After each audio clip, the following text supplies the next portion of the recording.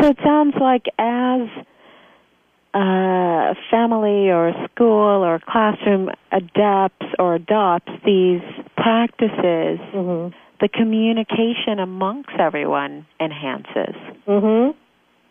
That's true. And there are very simple exercises called if my child could really speak his mind, or if my kid could really speak their mind, that helps kids answer things that ordinarily they wouldn't be aware of or wouldn't be able to verbalize. And this questionnaire can be used by a school psychologist or a guidance counselor, and then that can be shown to someone else in the school system, and that can be also shown during parent-teacher conferences. So basically, kids have a chance to really start to verbalize what's on their mind, and the communication between the people that really matter in that person's life will start to really all be on the same page. And this is the way it is when we go to hospitals for medical issues. We have more than one doctor looking at us and more than one nurse, and people compare notes.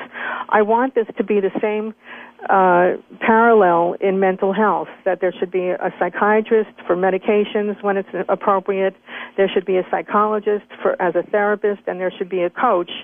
So between the three, that client will really benefit from the overlap of these three professionals.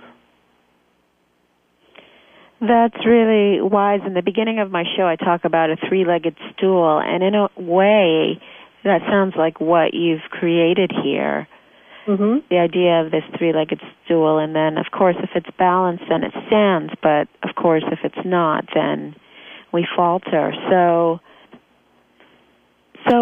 what would be your final statement in terms of advice for parents? My final statement is that I live by a saying, don't give up 5 minutes before the miracle.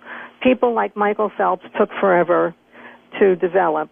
People like Einstein, who had ADD and verbal processing disorder, had their own learning curves and their own ways of developing. The beauty of ADD is that it can be a gift because there's extremes in the person's makeup when they have ADD. They can be terrible at math and excellent in sports. They can be not so graceful and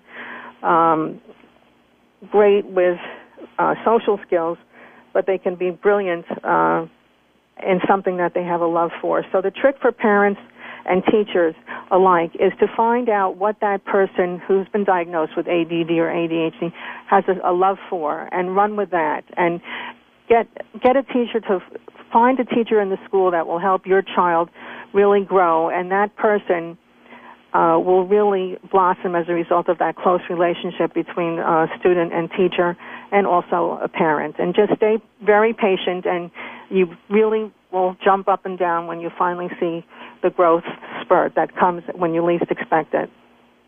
And can you tell us where we can find this amazing workbook? Oh, thank you very much.